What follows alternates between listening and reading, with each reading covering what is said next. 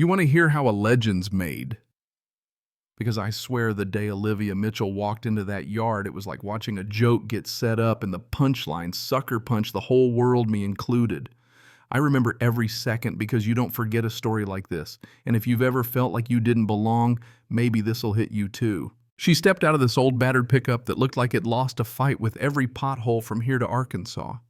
Olivia didn't even look up, just slung her beat-up backpack over her shoulder, hair-tied, low, faded t-shirt, clinging to her like it was the only thing she owned that hadn't quit on her. Some of the recruits started cracking up right away.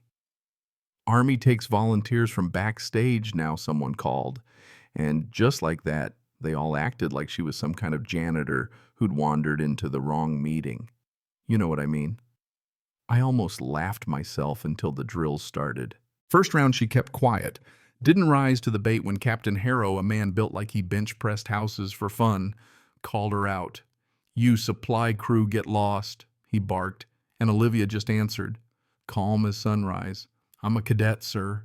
He snorted, waving her off already, sure she'd wash out. At lunch, she ate alone, eyes down, ignored Derek Buzzcut, built like a linebacker, when he flicked mashed potatoes at her and called her lost girl. She didn't even flinch, just wiped it off and took another bite. You could feel the mood shifting, but nobody saw it yet. Training was hell. Push-ups till your bones rattled, sprints till you tasted blood. Olivia's boots barely held together, shoelaces fraying, but she kept moving steady, never showing a crack. Lance, the golden boy, always with that grin, always first in line, made sure to knock her into the mud whenever he got the chance. "You signing up to clean the floors? Or just be our punching bag?" he jeered after one shove that sent her knees deep into muck. The group roared, but Olivia just got up, wiped her palms, and kept running. Not a word, not a look back. That afternoon, a girl named Tara sauntered over, arms crossed, ponytail too tight, smile cold as a banker's handshake. "So, Olivia, you win a contest to be here. Gender quota, right?" Olivia looked her dead in the eyes. Voice flat as a highway at midnight. I applied. Tara scoffed, waving a manicured hand at Olivia's muddy clothes. "You don't exactly scream elite soldier."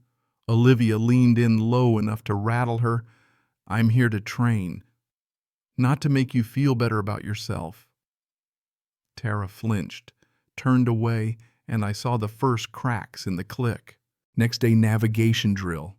Forested ridge, time limit map and compass, or you're lost for real. Kyle and his buddies, smelling blood, cornered her. Under a pine, snatched her map, tore it up, tossed it into the wind. "Let's see you find your way now, Dora." She just looked at him, totally blank. "Hope you know your way back," she said, then walked on slower than before, but never lost. I don't know what rattled him more, her not caring or her never looking back. Rifle drill. 2 minutes to strip and reassemble an M4. Most fumbled, swore, nearly broke parts. Lance finished just under the wire, grinning. Tara's hands shook so bad she almost dropped the firing pin. Olivia stepped up, didn't rush, didn't panic, just moved, every piece laid out perfect, reassembled in 52 seconds. Sergeant Polk stared at her like he'd seen a ghost. "Where'd you learn that?" "Practice," she said, eyes on the floor. The rumor mill lit up. People started glancing her way, wondering. But nothing shook the pack harder than the combat sim. Hand-to-hand, one-on-one, no gear, just fists and whatever you carried inside. They put her against Lance.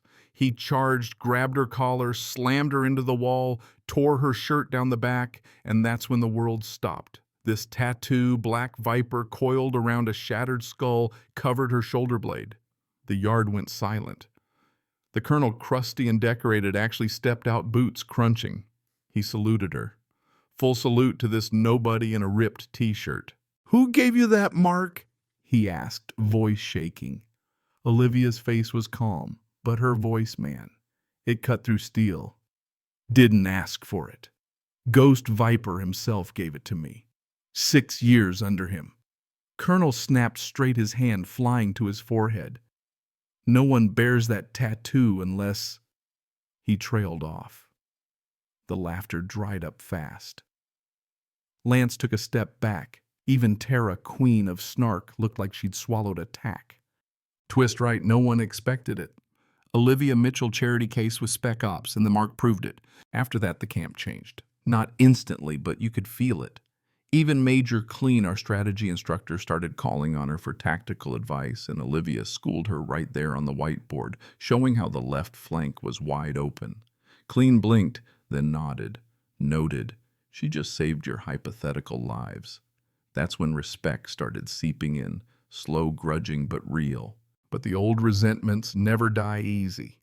Lance, bruised ego pride burning, stood in the yard demanding a rematch. Tattoo or not, prove it in a real fight. Olivia didn't flinch, didn't fix her shirt.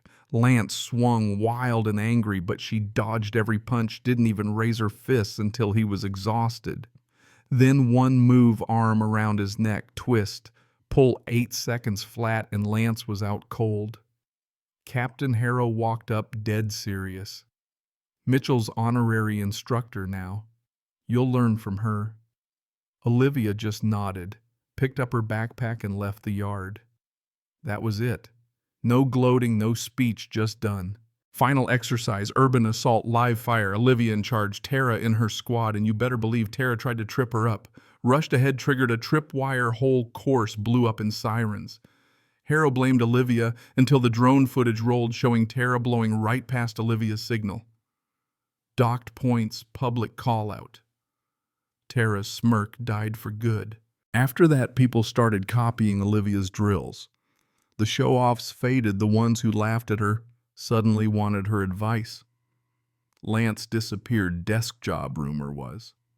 Tara's defense sponsor dropped her after a video of her mocking Olivia went viral, posted by some other cadet with a sense of justice.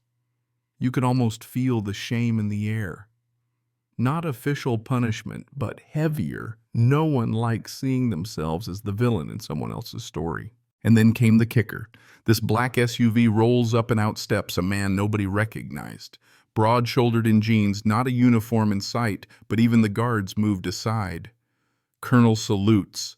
General Thomas Reed, he announces, and adds, Olivia's husband. Every jaw hit the ground. Reed just put a hand on Olivia's shoulder, and together they walked to her truck, fired up the engine, and drove out of camp, leaving dust and legend behind. Some folks say she vanished after that, maybe teaching black ops, maybe gone for good, just like Ghost Viper. But her story, it stuck. Officers, cadets, even the washed-out bullies passed it down, adding their own spin. And you know what?